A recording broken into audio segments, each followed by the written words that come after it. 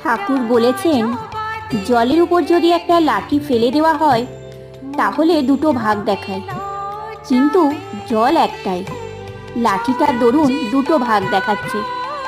অহংই ওই লাঠি, লাঠি তুলে লও, সেই একই জলই থাকবে। বজ্জাত আমি কে যে আমি বলে আমায় জানে না, আমার এত টাকা, আমার চেয়ে কে বড়লোক আছে।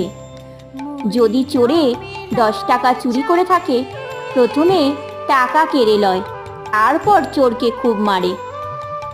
সেই বজ্জাত আমি বলে জানে না আমার 10 টাকা নিয়েছে, এত বড় আস্পর্ধা। হে ঈশ্বর, তুমি প্রভু, আমি দাস, এইভাবেই থাকো।